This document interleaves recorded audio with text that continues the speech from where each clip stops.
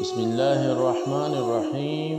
السلام علیکم ورحمۃ اللہ وبرکاتہ۔ قرآنی وظائف چینل میں خوش آمدید۔ اگر آپ کسی بیماری میں مبتلا ہیں اور اس کا علاج ممکن نہیں یا آپ علاج سے نا امید ہو چکے ہیں تو یہ ویڈیو خاص آپ کے لیے ہے۔ طریقہ کیسے اپنانا ہے یہ حضرت جی نے آگے ویڈیو میں بیان کیا ہے، مگر ویڈیو پر جانے سے پہلے اگر ابھی تک آپ نے ہمارا چینل سبسکرائب نہیں کیا ہے تو ہمارے چینل کو سبسکرائب کر کے گھنٹی کے بٹن کو ضرور دبائیں۔ آئیے چلتے ہیں ویڈیو کی طرف۔ ان ڈاکٹر نور محمود صاحب رحمۃ اللہ علیہ کی بات سنو۔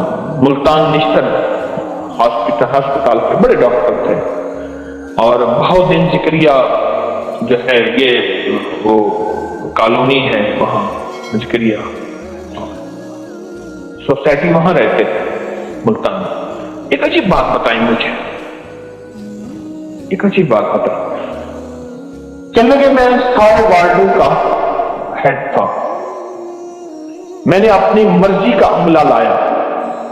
ایک وارڈ میں نے کہا اپنے عملے کو، جو میرا تربیت یافتہ تھا، ٹرینڈ عملہ تھا، میں نے ایک وارڈ میں کہا ان سب کو سارا دن نماز پڑھاؤ، جو نماز نہیں پڑھ سکتا اس کو اشاروں سے پڑھو، جو وضو نہیں کر سکتا اس کو مٹی کا تیمم کرو، جو اسلام نے سہولت دی ہے وہ سہولت دو، اور ان کو سارا دن کلمے کا ذکر کرو، درود پاک کا ذکر کرو، جو جتنا پڑھ سکتے کرو، سارا دن تمہارے ذمہ ہے، دوا بھی، علاج بھی، غذا بھی، ساتھ یہ بھی۔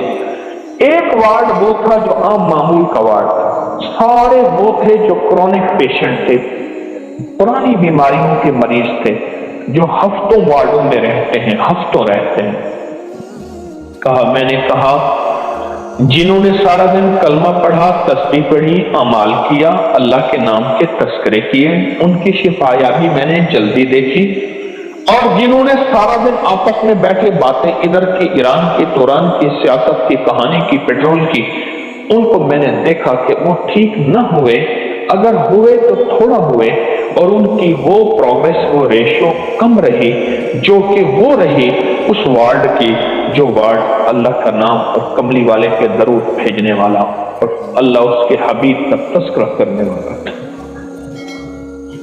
امید ہے آپ کو ہماری آج کی یہ ویڈیو بہت پسند آئی ہوگی، لہذا ہماری اس ویڈیو کو لائک کر کے اپنے دوستوں کے ساتھ زیادہ سے زیادہ شیئر کریں۔